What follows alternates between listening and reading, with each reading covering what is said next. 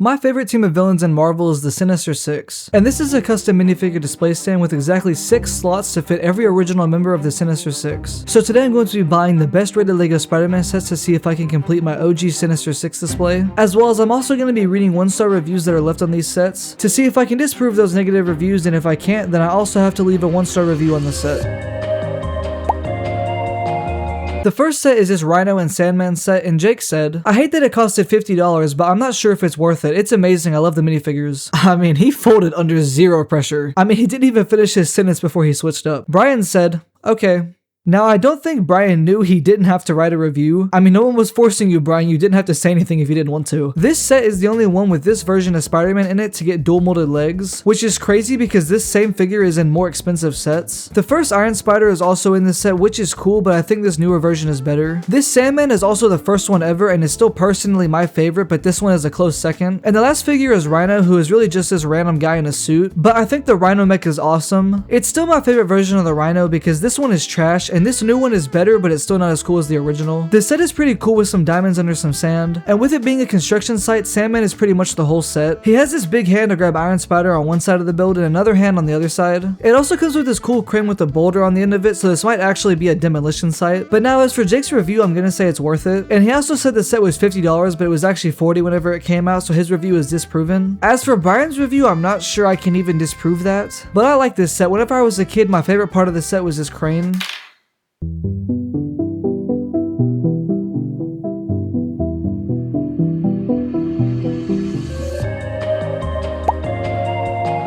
This next set is based on Spider-Man Homecoming, and Lucas said, "Overall, this is a decent set, however the wheels keep falling off the van. Perhaps I would have liked it more if they gave Iron Man a human head. Why is it trans blue?" Now I actually love this Iron Man figure, I think it's really cool. It's a very unique suit, and yes, the head underneath the helmet is trans blue, but that's because that's how he shows up throughout most of the movie, aside from one time where he's actually in the suit. So it's not inaccurate or bad, and it definitely makes sense on the context of the movie. The Spider-Man figure is great. Tom Holland's suits always have a great amount of printing, and the Shocker minifigure is accurate to the movie, but it's a little sad that this is the only Shocker we have in LEGO. I can't believe that we've never gotten a comic book version of the Shocker, but this figure is still good. I like the Vulture minifigure, and he comes with these huge wings that are a little big for his body. They were definitely done better and more accurately in the newest version of this Vulture. As for the van, it has this cool feature where it can split open in the middle and this turret can come out of the top, along with this buildable gun that is clipped on each side of the van. And on the inside, they are also carrying containers filled with vibranium. I can also disprove the rest of Lucas's review because the wheels don't just fall off the van. The only thing I don't really like is the wings for the Vulture. I used to like them a lot more and they look good, but they're just a little too big for the figure.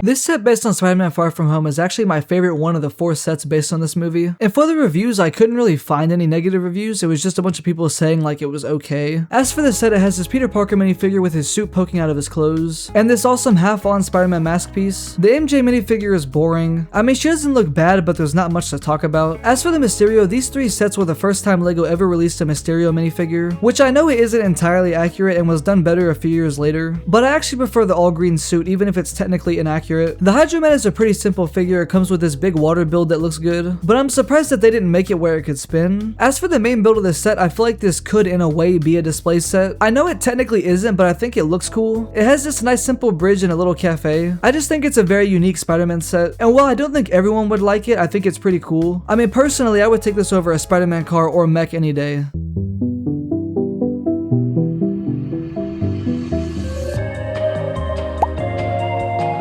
Spider-Man 2 got sets over 2 decades ago and they haven't aged the best, but this year we got one of the coolest Spider-Man sets ever, with the remake of the original train set from Spider-Man 2. But most importantly, they actually went back and made a set based on a movie that's over 20 years old. And that's not a normal thing for them to do, and now we're getting a Spider-Man 3 set next year. I just hope that this continues and we get some amazing Spider-Man sets. But Greg said, "Very flimsy and doesn't connect together very well. Falls apart just by looking at it."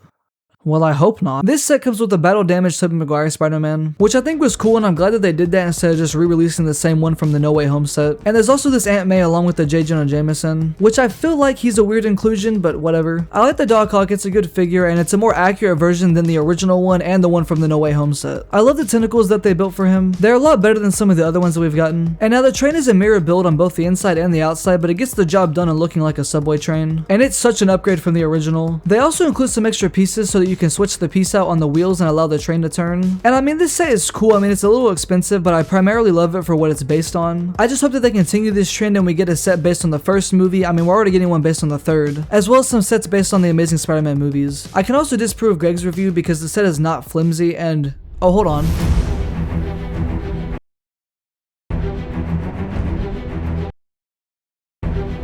Yeah, we're good.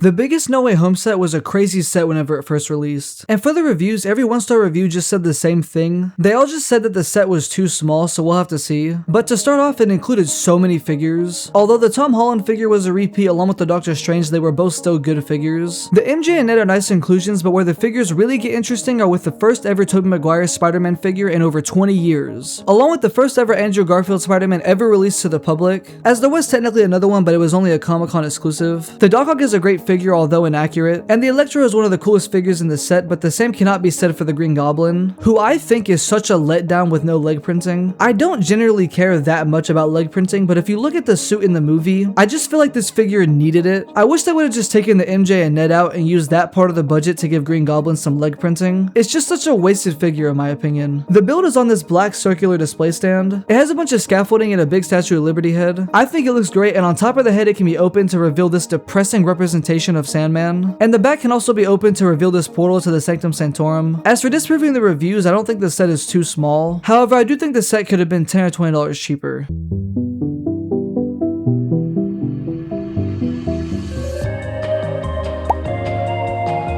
This bridge battle is the best rated Spider-Man set ever and is my favorite Spider-Man set ever. As for the reviews, it's hard to find them for these sets. I literally couldn't find any bad reviews aside from people just getting scammed on Amazon. And I can't use that. As for the set, the Spider-Man is just the same one that we've gotten in many other sets. But this Spider-Girl was new, and so is this Scarlet Spider figure. The Aunt May was a nice inclusion, and this Scorpion was an awesome villain to finally get, as well as this Kraven the Hunter, which just until this year was the only one ever released. The Green Goblin, in my opinion, is the best one ever released, and he also comes with this pumpkin bomb and this cool glider. The bridge is probably one of my favorite builds for a Marvel set ever. First, there's this taxi, which can crash into the side and hang off the side of the build, and it's saved by this spider web that catches the car. My only problem with the taxi is that it can only fit figures that don't have a hairpiece on, which really doesn't make sense because it's for Aunt May. And now these wall pieces on both sides can each break out, and there's also this floor trap on one end of the build. The other end has this hideout for Kraven the Hunter, and it has a computer screen that can track Spider-Man along with a crate that has some diamonds in it, and there's also a weapons rack that has this gun, or you can put his spear on it. Kraven also has this little car. I mean, this thing is just goofy. On top of the build, you can also push this cool Green Goblin flag down and catch villains with this spiderweb net. I also love how this set is all messed up and broken at the end instead of just randomly cutting off. And I mean, it's a cool play set, but I also think it's a great display set. It's so widely loved that I don't have anything to disprove, but I do have one more final thing to do.